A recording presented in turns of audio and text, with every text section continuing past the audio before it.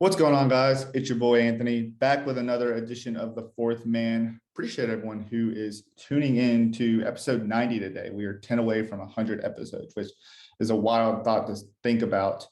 We got a great episode for you today. We have an awesome interview on the back end of this with Director of Basketball Operations of the Big3, Thomas Scott.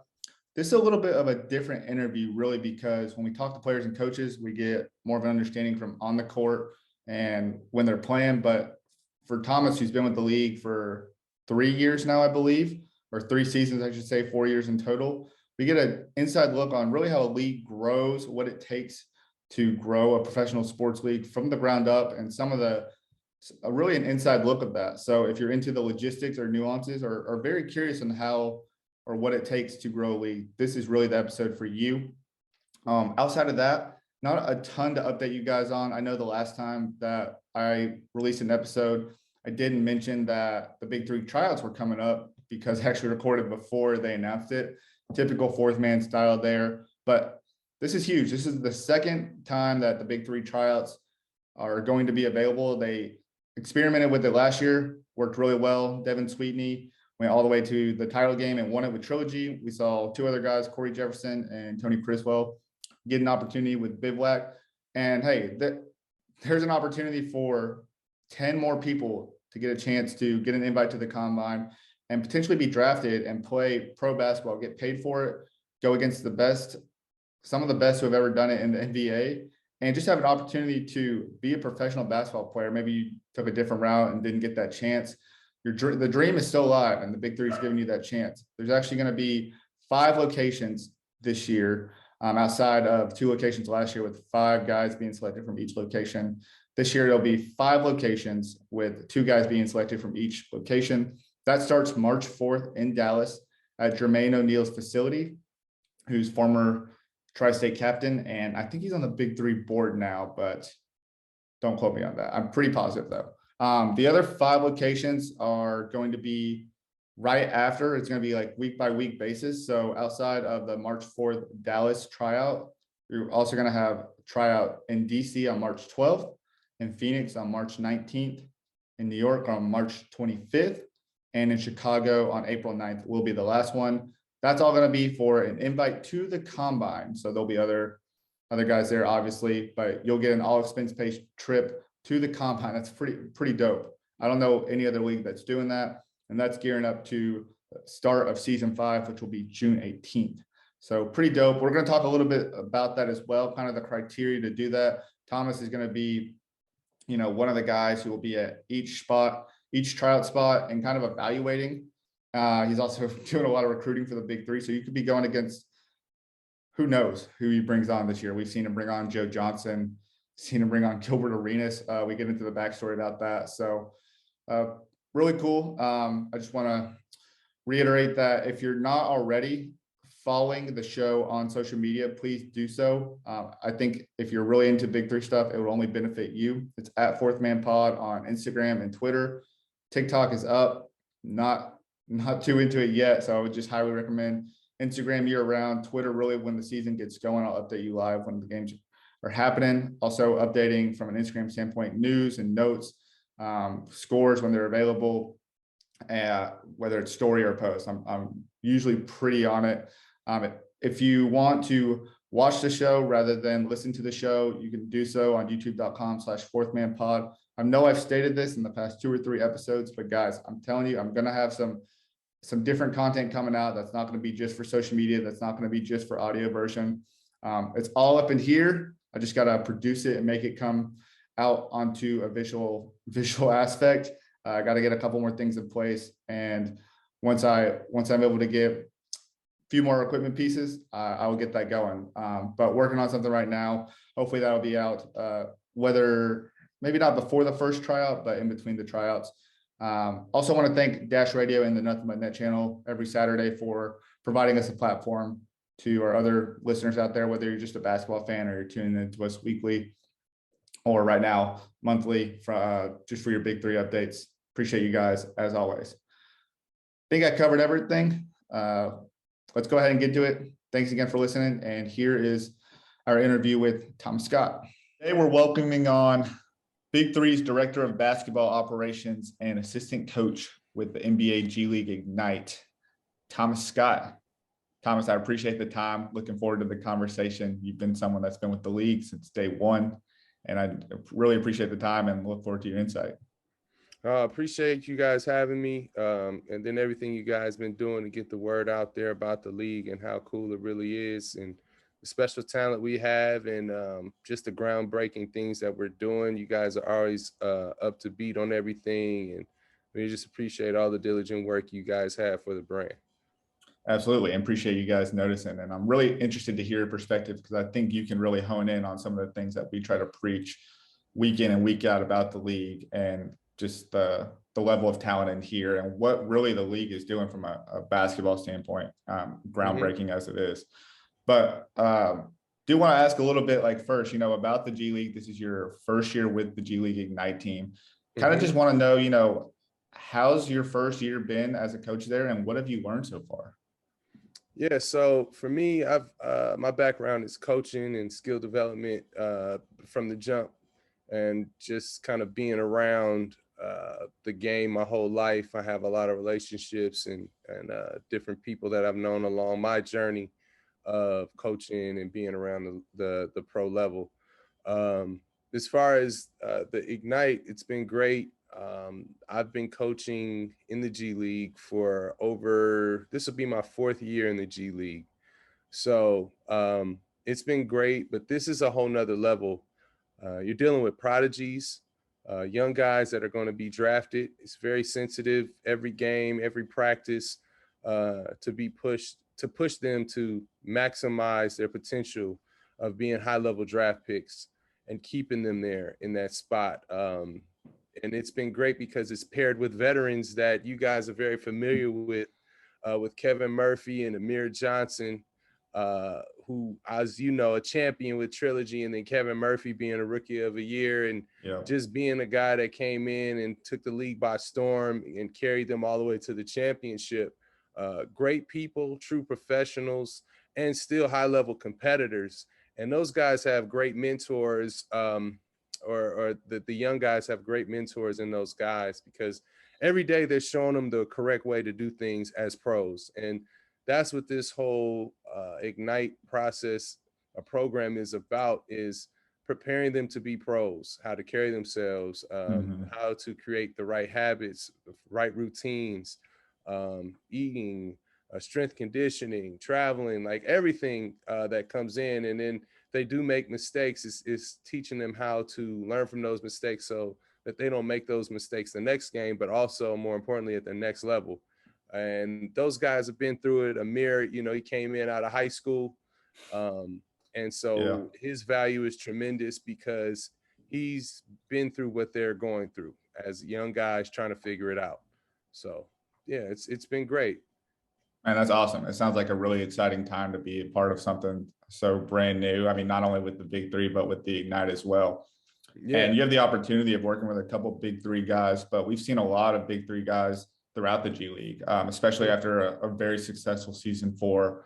We see Rio really doing big things, getting an opportunity back in the league. We see Isaiah Briscoe, who's still a young guy, the youngest guy from this like in Big3 history, I guess I should say, playing well with Iowa Wolves. Right. But I think a lot of times there's like this notion that, like, because a lot of the guys in the Big3 are experienced players, that there's this notion like, oh, well, why would they join the G League when that's really a developmental league? But can you kind of speak to like the importance of having some of those like veteran players and why they're so impactful to G League players that are looking for their first opportunity to be on an NBA pro level? Yeah, well, honestly, it started even, further than that. I think the Big3 is, in my opinion, I talk to certain guys that are kind of on the fence, that end up joining or thinking about joining. It's also a transitional league, right? Because it can help you get other opportunities when you play well on our platform. As you've seen with Joe getting an opportunity with the Celtics. And now you see, guys, Mario Chalmers, like you mentioned, Isaiah Briscoe, who we actually played against, which was pretty cool this season. I was talking so much trash. Mario Isaiah was actually injured the game we played him when he was with Iowa. Most recently, we just played against Joe and the USA scrimmage we had with them. And we can talk about that later. But it's really important because when some of those teams are looking to evaluate if Joe Johnson can still play or Mario Chalmers can still play, are they in shape? They have recent footage of them playing. They've been seeing them all summer on the Big3 platform. So it helps, you know. It can also raise your value for your next job. And so as far as some of these young guys that are going through the developmental process, after the vets have gotten a chance, like Mario Chalmers, to play in the Big3 and then get accepted to be in the developmental league and see that they can, you know, still play and they're in good shape, they're able to kind of just share a lot of knowledge. And the thing is with young guys, just asking questions, you know, they can give you the right answers. I mean, Mario played at a high level, championship level. Most of those guys that are coming out of the G League are probably most likely going to be role players in the NBA level. So, you know, Mario was that and a little bit more. He's made big shots. You know, he's had to play with LeBron and Ray Allen and balance those guys getting touches, and Chris Bosh, and then also trying to find his while carrying out what the coach's instruction is as being the coach on the floor. So, you know, just being able to transfer their experience, answer any questions, but also lead by example, I think is a huge value for any organization or any young guy that's really, truly passionate about making their dreams come true at the professional level. Yeah, well said. And I just want to shout out Jody Meeks too, because he's having an unbelievable year with Raptors 905. Right. And that's the thing. And Jody, like, he showed that he can still make shots in the Big3. He still played hard. He defended, high motor at a high level. And what a lot of people don't know, as I've been in the NBA for a number of years as well, is when you bring in rookies and you bring in free agents, we have them play 3-on-3 basketball just so we can test their IQ, right? And see if they know how to move without the basketball, if they can, you know, guard certain situations, if they can, you know, play within a quick structure, because that's the game is kind of played in threes. If you look at basketball, you got the pick and roll, you got the guy coming off the screen, you got the guy rolling to the rim, and then you have the back guy that if the man helps the guy rolling to the rim, he's the shooter. He has to move without the ball and make that shot. So the Big3, obviously the 3-on-3 basketball period is a fun game, but the advantage of 3-on-3 basketball also is that you can't hide. And you're involved in every action. You're offensively, defensively. You're not just waiting on the wing or the corner. You're in it. And so I love that we do our thing with the young three to try and introduce 3-on-3 basketball and how cool it is, but how it can also enhance your skill level, because like I said, you can't hide and you're always involved. I can't tell you how many times I played up when I was really young and you 5-on-5 and you're just running up and down the court. You don't touch the ball at all. Right?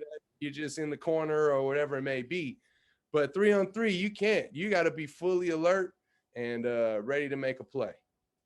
Yeah, that's a really good point. I think throughout the first few years of the Big3, we've seen that a lot of guys have excelled in, you know, playing in that role, but we've also seen guys like it's a little bit of an adjustment, like playing 5-on-5 for so long and then going to like a 3-on-3 professional league where you have to be dialed in, locked in at all times. And I think people have been exposed for it, you know, early on in the year.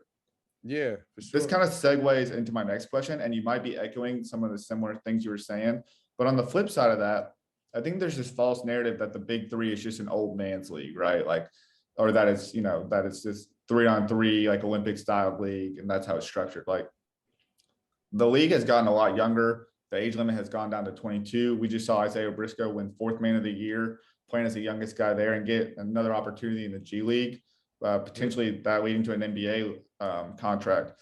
But I think there's a lot of skepticism sometimes in the young players, like joining a league that's got like these false ideas behind it. Can you just talk about, or, you know, what do you feel like is why do you think it's valuable maybe for younger guys to join a 3-on-3 league? Let's say if they're maybe playing the G League or still playing overseas, like, you know, where do you feel like the value is there in comparison to maybe playing additionally in those leagues or instead of some of those leagues?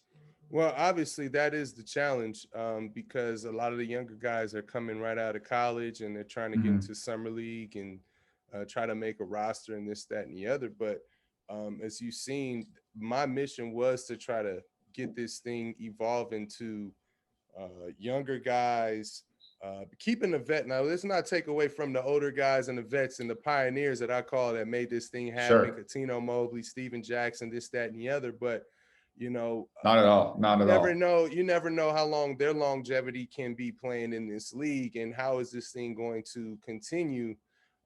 If you know your MVP like a Corey Maggette has a bad knee or ankle, and you know, and he can't play anymore, where does this league go to? So we had to make it younger, and to me, it's like I know the fans want to see more alley oops, they want to see more dunks, they want to see more, Yeah, you that's not what know. it's about though. Yeah, it's not all about it, but what it does is, for me, I want them to understand, like I said earlier, I used the transitional term earlier, is that this is a professional league. There's Mhm. other ways to make it. There's other outlets that you can, you know, showcase your talent, and Big3 is a platform that can provide that. I know a lot of people, or a lot of young athletes, go with the traditional route with their agents telling them, you know, you have to do this, that, and the other. But there may be a situation where, you know, they may be trying to get to the NBA and this, that, and the other, but how are they going to make their money? You know, so Mhm. if the summer league doesn't pay, or you know, their G League contracts don't pay enough, or whatever it may be, this is another way for you to provide for yourself and also showcase your talents. And that's really what the Big3 also offers. And that's, to me, I want them to know that this is a high level professional environment that's very competitive, that can help you get to wherever you need to go. And if you are overseas, uh, there's this window. This what makes Big3 so special. The summer, where you are Mhm. working on your game, and maybe you are paying these trainers to do this, that, and the other that help you get your next contract. Why not play in the Big3, get some exposure, stay in good shape, keep your game sharp, and then also have a little extra money to whether it is pay your trainers or whatever it may be, to get right for your next opportunity, and maybe get a better opportunity after you've played with the Big3. That's a great point. And I just want to add additionally that this is where I don't know how true this is, but this is where I feel like there's a lot of value in the sense like you're getting to suit up for 8 to 10 weeks out of the summer alongside champions, guys who have been in the NBA and know what it takes to get there and stay there. Mm-hmm. Hell, half the coaching staff is part of the NBA 75. So that's valuable insight there. I just saw the Big3 social media pages post about a couple of the Ignite guys, Dyson Daniels, Scoot Henderson, Yeah, talking about how valuable it was to be coached by Rick Barry and Gary Payton. And I feel right. like there's a lot of intangible value just there, just like being alongside and being coached by some of these players and former players. Yeah, and that's one thing people don't really know too much, is that the Big3 is a big family, Mm-hmm. and there's a lot of support that goes way beyond the season. I can't tell you how many guys have reached out to me about how's Kevin Murphy doing over there with the Ignite, you know, how's Amir doing, or you know, different things like that. And I, it's valuable. And when you're able to create those relationships and ties, you got somebody that's in your corner that you can Yeah. always lean on. And maybe you don't have that type of access to a Gary Payton or whoever, but now Kevin Murphy, who did a great job, you know, for Three-Headed Monsters, he can always reach out to Gary if he's got questions about whatever. Hey man, my technique on defense is this, that, and the other. What do you think I can do to get better at it? He has that resource now, you know. Yeah. So yeah, there's so much value in playing in the Big3 off the court as well as on. Yeah. And just a prime example of that family is Jared Jack winning the title winning the MVP of that game and shouting out Kevin Murphy for an unbelievable performance and season. So That was awesome. That was awesome. That's one of the best clips of 2021, no doubt. This is a very selfless act by Jared. You know, Kevin, he's still pretty young, highly competitive. I mean, we love to see him continue to make his basketball dreams come true. And the Big Three has loved to put him on that stage to get the recognition he deserves. And shout out to Jared Jack, because I think that was an amazing moment when he had the stage to actually share it with somebody as high character as Kevin Murphy has. So shout out to Jared Jack for that. That was amazing. 100%. Want to take it back a little bit to kind of the start of your Big Three career. This is a question I ask a lot of the players. You know, how did you hear about the league? But for you, an even better question is, what was the vision that was laid out to you initially, like when being asked to come on? Well, how I got involved, first and foremost, I watched from afar, and I used to train Rasul Butler, rest in peace. Rest in peace. Yep. Yeah, and you know, he was with Power and the Ball Hogs when it first started, and a little bit with Katino Mobley. And they invited me to come to week 1 in New York, the first inaugural week. And I couldn't make it because I just had my daughter and we had something going on. And so from then I would just watch the games and try and see what we needed to work on to get ready for the next week for Rasul. When Rasul passed, it was very devastating for me and the league and a lot of people involved. And I was asked to speak at his funeral. And during the repass, I met one of our equipment managers, Mac, who a lot of people know. And he's just kind of like, look, I know who you are, this, that, and the other. I think there's some things going on. I think you'd be great for the Big Three. From then he called Q right then on the spot. And he's like, you know, he didn't answer, but take my car, let's stay in touch. So we stayed in touch. At the time I was coaching high school, as well as just training people. And at Crossroads High School, if you're familiar with, you know, Los Angeles, we won the state championship that year. And on my way, first, I had a meeting with Cube. For me being a Southern California guy, you know, it was more than just somebody that was influential in hip hop. As a director, in my first date was going to see Friday. So just in my life, it was just a lot that I could connect Cube to. But he asked me a lot of real questions about, you know, who I was, what I do. Just some Los Angeles ties questions he asked me. I won't go into detail. And I was shocked. And then he kind of told me, he said, look, you know, you have a lot to bring to the table. You know, we're kind of going through a bunch of people. I think you got a strong chance, but I have to talk to everyone and see what they want to do. On my flight to go to the state championship game, I got a call and they basically told me, we'd love to have you.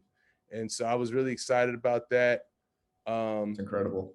I mean, you know, I hate the fact that, you know, I lost a brother of mine in the journey to get here. But I do feel like he's still with me and had a lot to do with me getting here. And then from there on, I kind of just jumped on it, and it started as the Combine. It broke down what the Combine was. It was the cornerstone to the season. Teams are going to be, for the first time, getting together, and everybody was there. And it was a lot to take in just for me. I'm a basketball enthusiast. You know, immediately I'm talking to Dr. J, Clyde Drexler. I'm working for Clyde Drexler. And I was in awe.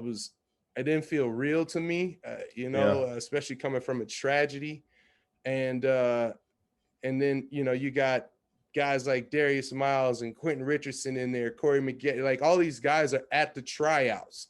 And I had to come up with the structure of how it was going to work, how everybody was going to be evaluated, how everybody was going to be seen. And I thought I did a pretty good job. And it was like so many guys, man. And I was like, this is incredible. Yeah. Gary Payton is over there. You know, Steven Jackson is over there. And we bring it in. They're all looking at me to figure out what the instructions are to make this thing work. And being a coach, I'm familiar with that space, but there's still that feeling deep down inside, like, wow, Iceman is right over there looking at me and waiting for me to tell him where to go. This is all after your like insane interview that you had with Ice Cube. Like, yeah. So, you know, we're getting things together. It was at Santa Monica College and wasn't too far from where I lived and worked. And so it was, and then from there, we went on to the draft. So I didn't have any influence on who was coming in the next year. It was already kind of set and done. And then we had my first season, which was a lot to juggle. It was a very good challenge for me. We made it through. We had a great season. You know, Power were the champions. And then, you know, it was amazing. And then that's when I thought my skill set really came in. And that's when I didn't even realize that I was going to be responsible for recruiting. And at first I was a little overwhelmed. I was like, well, how am I going to do this? This is like 200, 300 names on here.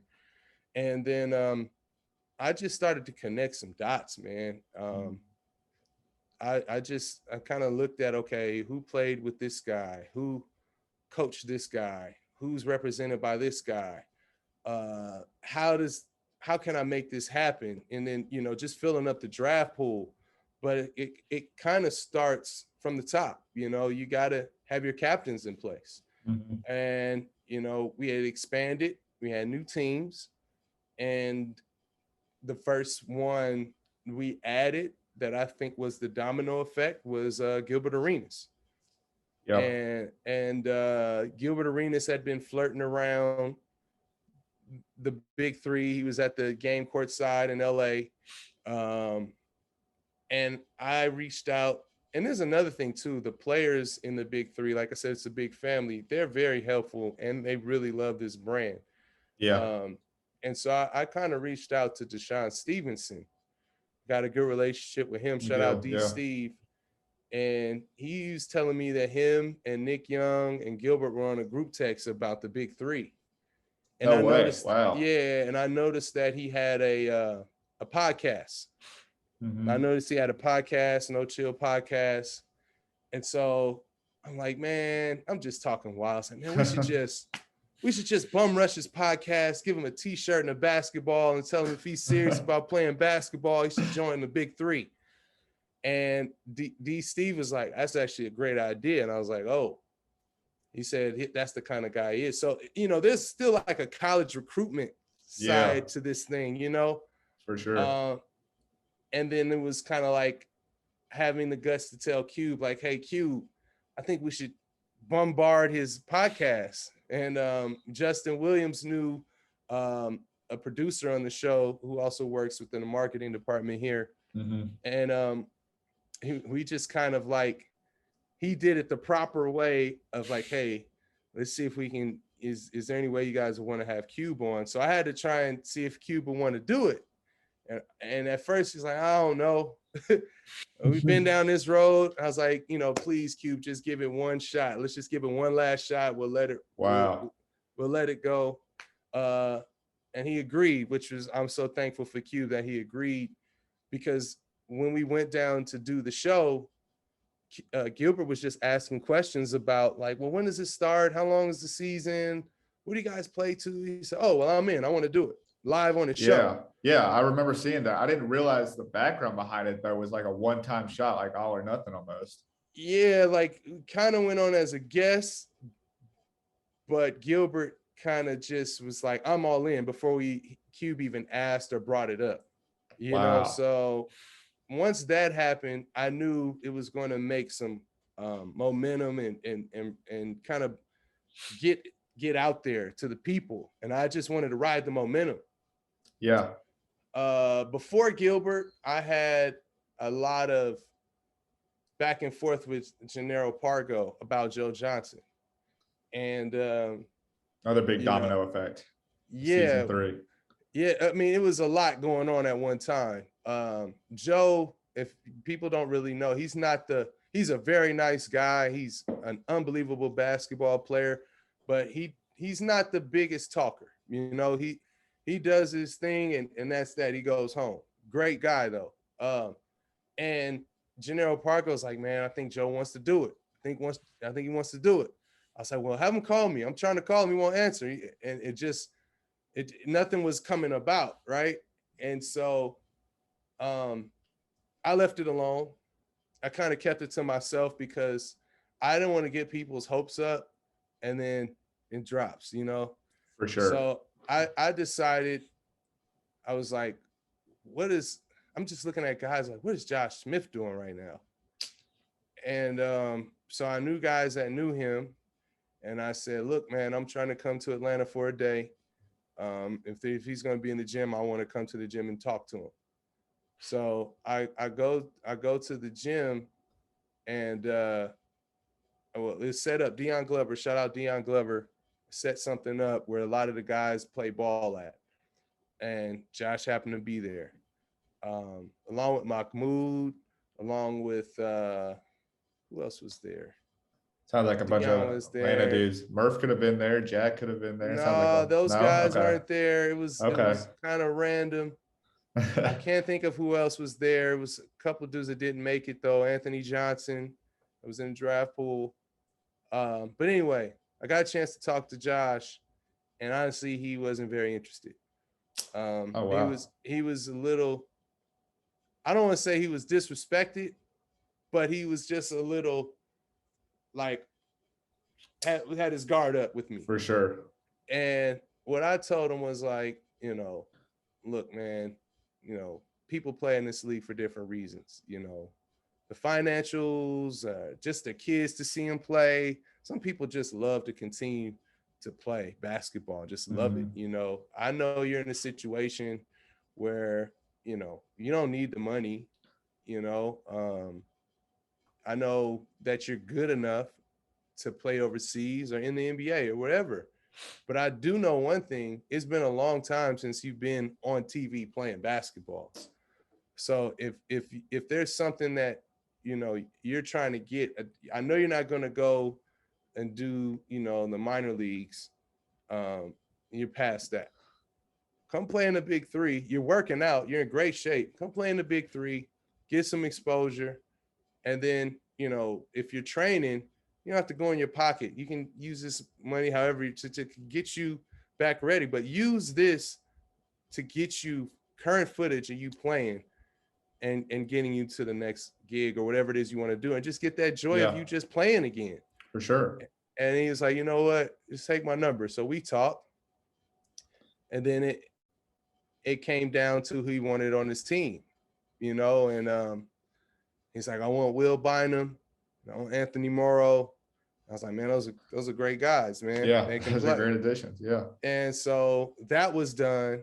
And then I want to say that started making a little bit, but then Joe came.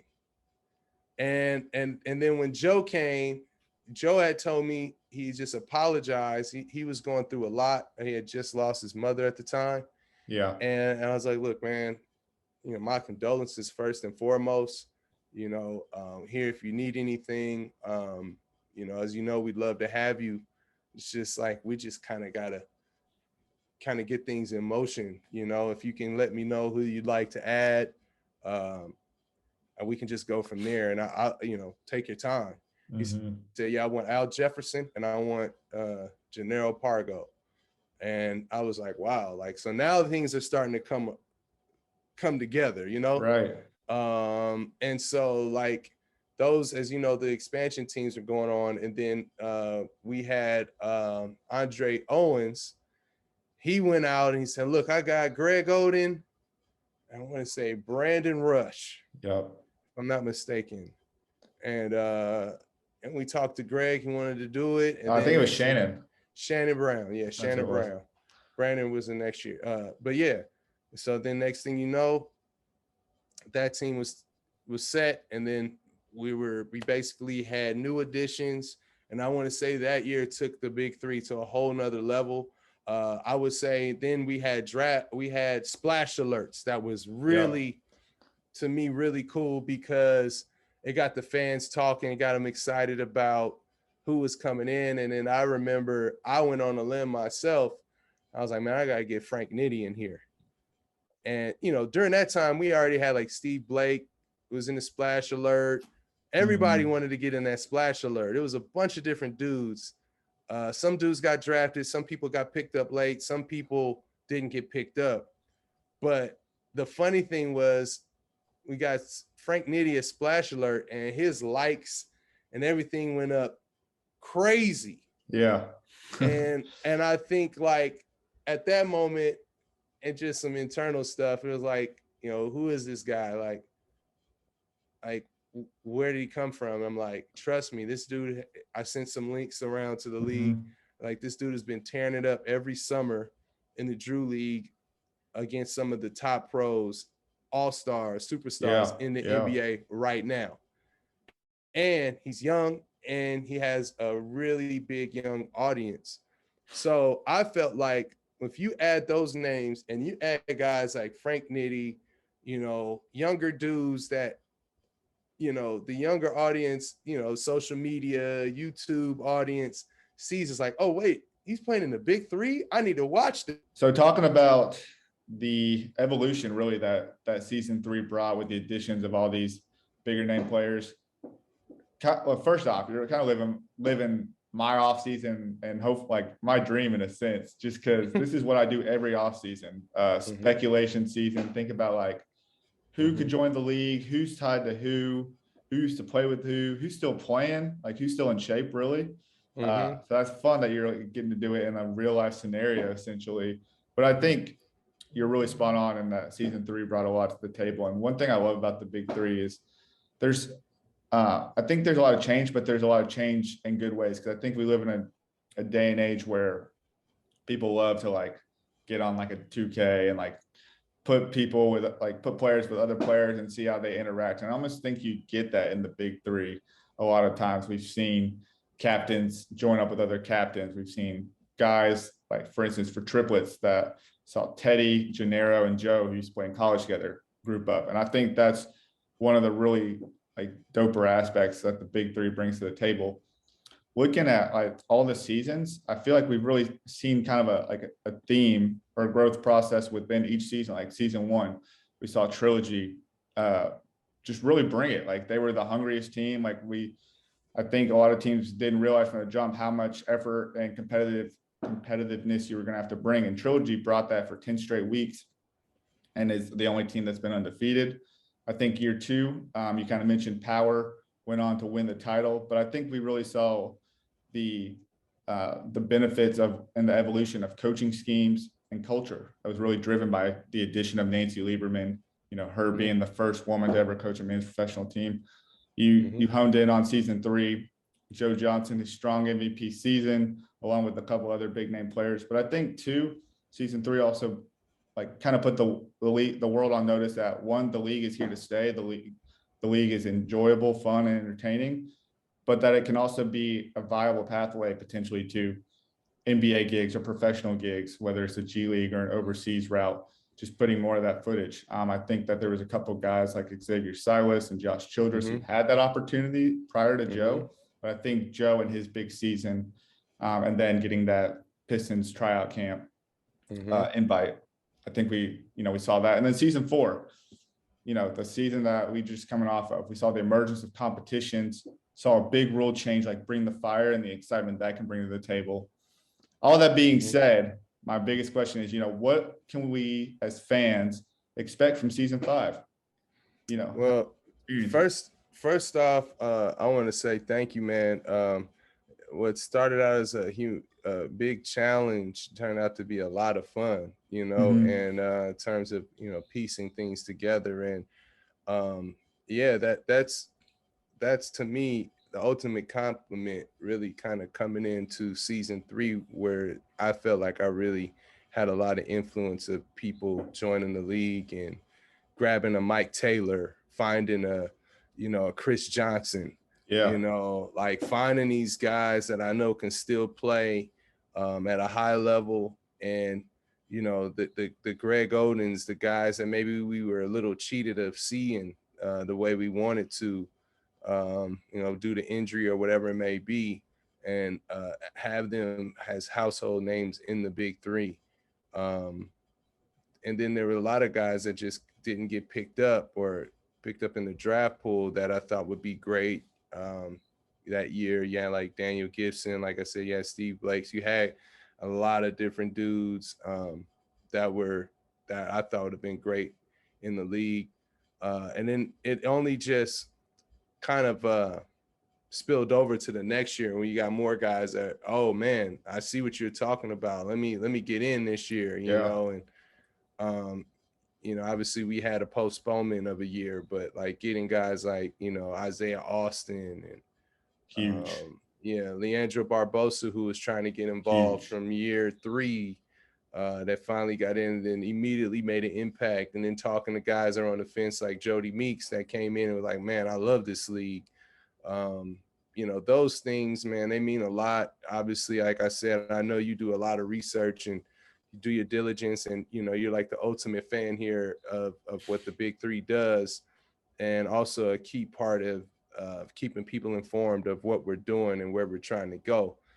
So, you know, like I said, I appreciate it because a lot of times I feel like some of the things I do are really unnoticed, but I know they're appreciated. I know they're 100%. appreciated. Like that goes like the reasons the fan get a more entertaining experience starts with what you're doing on the back end. So yeah. I mean, it's a grind, you know. As far as season 5, I feel like you're still going to get the same gritty basketball, competitive high level basketball that you've been used to seeing. For those that haven't got a chance to really peep out Big 3 the full season, if you just tuned into the championship, then you're going to see the momentum, you know, spill over into season 5. You know, the guys are very interested and very motivated in coming back and putting their talents on display. And the league is happy and motivated to get them back out there to the fans. Right now, I'm doing a lot of work trying to get some new guys involved here. It's a lot going on this year, obviously with COVID and different things, but we're still trying to make a big splash, continue to make some big splashes this year. I can't really speak on those guys yet. that's fair. But I was going to ask you that question, but I didn't think you'd be able to talk on it. Yeah, but I will say that we are trying to really expand our international fan base and talent pool. We saw how much Dusan Belu, you know, made an impact this year and this past year, and obviously the year before we were trying to get him in, and he had, you know, FIBA obligations and different things like that. It took a couple weeks this past season, but you saw that he is a promising player. So we want to get more guys from around the world. You saw Barbosa, you know, how he made his impact, and you know, the fan base for the Big 3 continues to grow because basketball is a global sport, and 3-on-3, as you see now, is so much more respected. And I would like to say the Big 3 had a lot to do with that, as it's an Olympic sport, and I won't get into all of that right now, but we would love to see more of our Big 3 players involved in the Olympics, as we feel like we have the best 3-on-3 players in the world in our league. And there's some that we would love to see them that aren't in our league yet, that are internationally, see where they measure up within our league. Because it's the same rules. Obviously, we play Fireball 3 with, like you said, you're bringing the fire, which is an unbelievable moment in the game, letting the ball tell the truth, tell the story, you know. Nice. Ball doesn't lie. So, you know, I was on a call earlier today with a very high level, top level international 3-on-3 player, one of the best in the world. And I'm trying to get him involved this year. And if we get him, it'll be a great splash. but you can expect high level competition, some new additions, and just every game you see is going to be a great game. You know, there's going to be good matchups and be like, oh, okay, I like him going up against him. Oh yeah, I forgot about him. Or Yeah. who is this guy? Let me see. And then you won't be disappointed. Yeah. I'm gonna just say, I know you can't speak on anybody, but someone I've been crossing my fingers about, someone I think people forget about. And I think there's a couple of fan pages out there on Instagram, social media that highlight him every now and then. Would love to see Monte Ellis. I think he would thrive in a big 3 Oh setting, yeah. but you know, that's a conversation for maybe off the record kind of thing. No. We every year we're aggressively trying to get, you know, Monte Ellis and any name that you could come up with. We've thought about. We aggressively try to get those guys, and you know, some things, you know, limit them from playing with us, or they have other things going on. But every year we try. Don't think that we're leaving those doors closed. We every year we reach out, and I can throw some nuggets out there, because I would love for the fans to kind of get on their case too. You know, Gerald Green is a guy I'm really trying to get involved. As you see, he's been playing in the G League right now. He's still athletic. Yeah, he you know, I spoke with him while he was coaching with the Rockets, and he was very excited to be a part of it. We just got to make it official. And, you know, he's somebody right now that is still in great shape, still athletic, still can score, still has the bravado that, you know, I think the BIG3 embraces. And then, you know, a lot of you guys been seeing, what was it? Is it Dancing with the Stars? Oh, with Shump. Yeah, trying to get Shump. You know, he would be another great addition. Yeah, so I was in his ear before all those. Don't get it twisted. You know, we're trying to get these things finalized, and there's some other guys out there that we're trying to get. But I mean, if you BIG3 fans, you guys know their social handles. Tell them this is a great decision to be a part of such a great league and have some fun with the game again. Yeah, 100%. You guys want to see those oops, you definitely better be knocking at Gerald Green's doorstep or his social media pages like every single day, just making sure you're poking him a little bit. I know Michael Beasley was another guy that you guys were reached out to, and he made that known on his social media pages. Oh, you saw that. You don't miss anything. Nah, yeah, you know, I try not to. Yeah, every year I'm trying to get him different guys like that. You know, Mike, he has a lot of you know, skill, a lot of game, and a lot of pride. And you know, to me, he's a high level talent and should and could still be at the NBA level.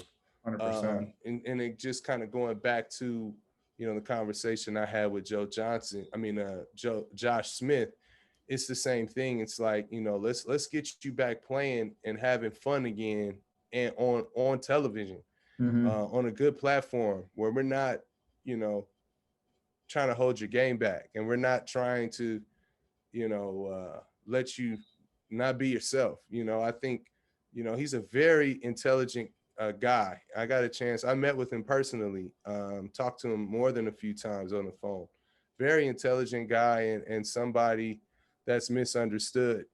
And I would love for this platform to really showcase who he really is as a person, and also what he can offer as a player, because he's definitely more than an athlete.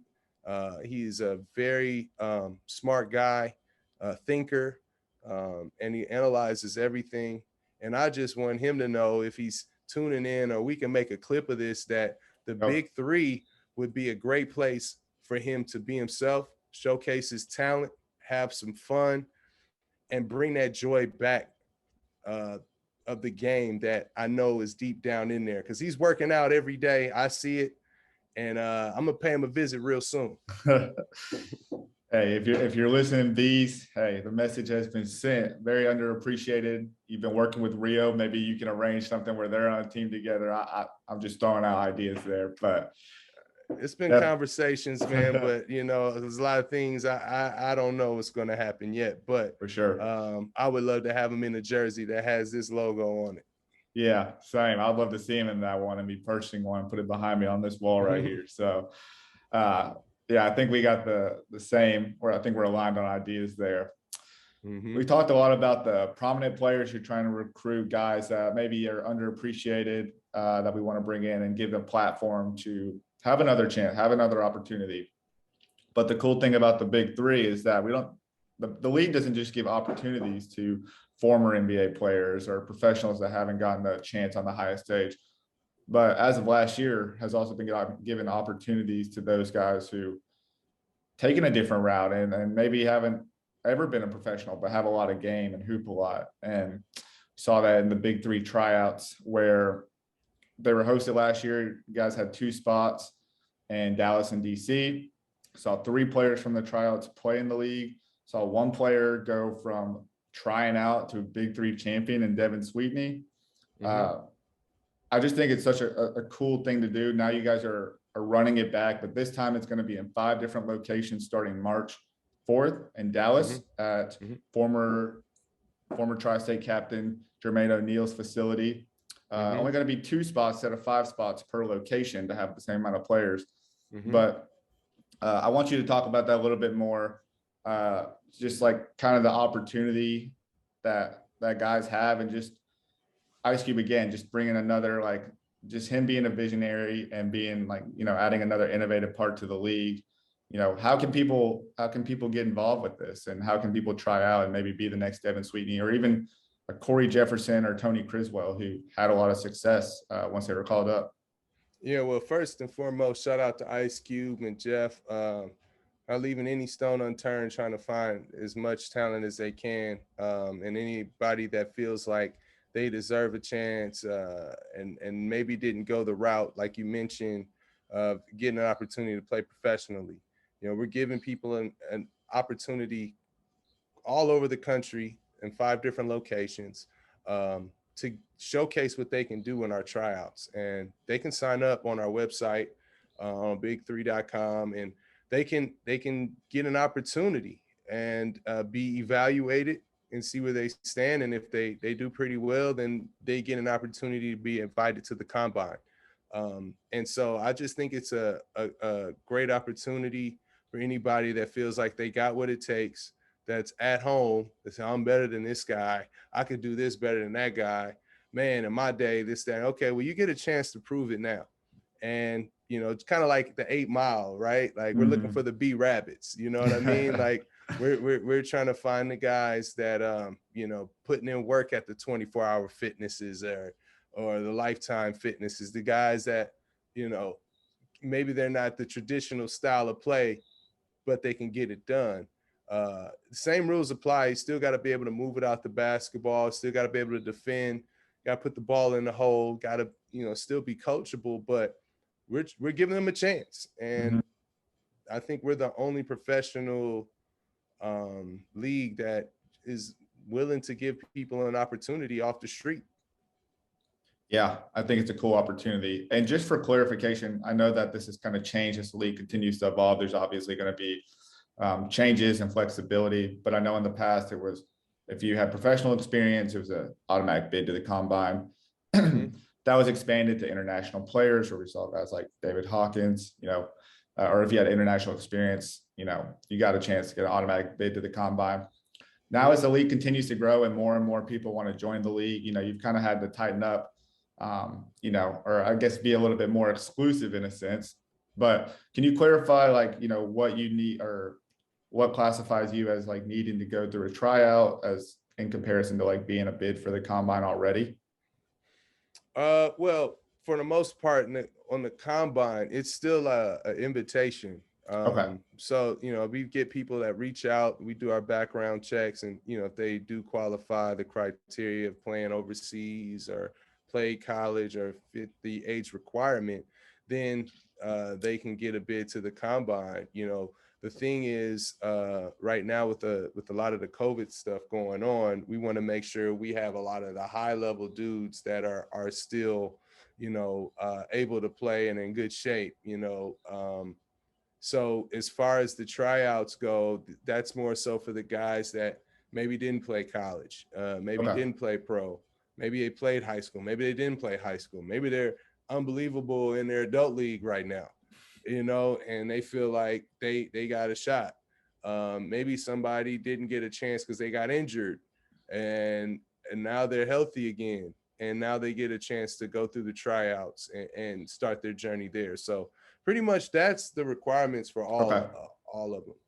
Perfect. Just wanted to clarify. So someone like me, someone like you, if you're listening to this podcast, season 5 tryouts for the Big 3 of 2022 start in Dallas, March 4th. They're also in 4 other locations: DC on March 12th, Phoenix, March 19th, New York, March 25th, and Chicago, April 9th. And you can sign up for tryouts at big3.com/tryouts for all details. Anything you want to add there? Man, I wish I could try out. I'm willing to, pay the fee, try out, and see if I can get drafted if Cuba let me. Yeah, that's a conflict of interest right there. Yeah, I mean, if he let me, then hey, I'll play, because I love the game that much. Last thing I want to ask you, Thomas, real quickly, and I've appreciated the time. I haven't been able to ask any I haven't had too many players on since the end of season 4, just for various reasons. But I asked a lot of players leading up to the addition of the Bring the Fire rule, how it would be. Obviously no one had been through it yet. Now, after a season of that rule being added on, what are your thoughts on it? I mean, I feel like now we can get a really good perspective of what people's thoughts are on Bring the Fire and the rule. I mean, it's fun. It's an unexpected moment that, makes people put their drink down or put their nachos away, or, and turn the volume up, because it's a key moment. I mean, I think, going back from the old school where like ball doesn't lie, or you would shoot for it, to handle the discrepancy when you used to play. Like now it's like, man, let's just play ones for it, man. Let's just go ahead and get it done. And it's a lot of credit offensively. Those guys got to be able to score, but defensively, you had Isaiah Briscoe hold his own, and it's fun to see somebody stop somebody in that situation. And I love to see how guys get amped up after that whole Bring the Fire moment. And so it's a key moment. It's very valuable to the team. And I think for basketball, incorporating that and not going to the cameras all the time, I think it's just really cool. It's fire.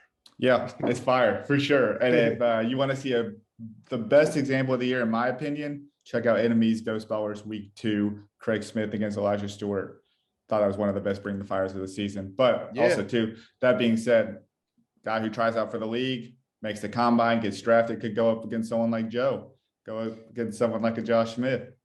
Yeah, man. And if you have to want to jump in this thing knowing that that's what you're hungry for, not to just go through the process, but I know I can take Joe. I know I can take Jared. I know I can guard this guy. And I think you have to have that confidence in yourself to believe in yourself that you can get that far. Because if you do get that far, those guys are not running from you. So you got to be ready, and they're going to bring the fire. So you got to be able to bring it yourself. Absolutely.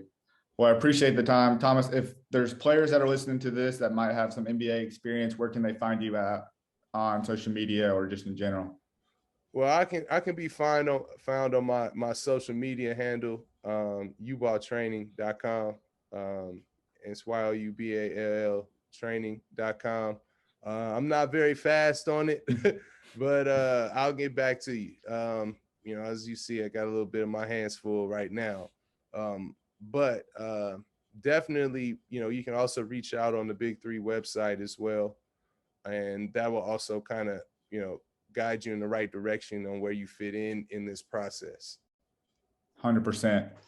Appreciate the time. Want to just say Big3 Tryouts 2022 start March 4th in Dallas and continue on to April 9th in Chicago. Appreciate the time, Thomas. No doubt, man. Thank you. I appreciate you guys, man. Keep up the good work. Appreciate it. All right. That was our interview with Thomas Scott. Just want to say once again, we really appreciate his time. Got a lot going on being an assistant coach for the G League Ignite, which is in season, and then also gearing up for season 5 of the Big 3, which in a growing league is the next season is always going to be the biggest season. So he's got a lot on his plate, and for him to give us a little bit of time is highly appreciated. Again, tryouts are March. The first tryout will be in DC March 4th. If you haven't signed up, you might need to get on it, or you might need to hit up one of the other tryout spots. March 12th, it will be in DC. March 19th, it'll be in Phoenix. March 25th in New York, and April 9th in Chicago. Again, that's a chance to get selected, be one of 2 people selected to get an all expense paid trip to the Combine to ultimately and potentially get drafted to a Big 3 team to play this summer. Season starts June 18th. Don't miss out on a chance. The door doesn't close. I'm sure they'll continue to do this as they continue to see success with it and find hidden gems. You could be that hidden gem. So if you feel like you have the confidence to go against someone like a Joe Johnson, to go against someone like a Isaiah Austin, a Justin Dimon, you name the guy.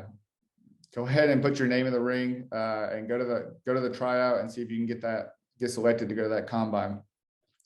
Again, make sure you're following the show at Fourth Man Pod, Instagram and Twitter. Watch the show on youtube.com/fourthmanpod. And every Saturday, we're on the Nothing But Net channel on Dash Radio. Just want to say appreciate you guys again for tuning in. And we'll see you guys next time.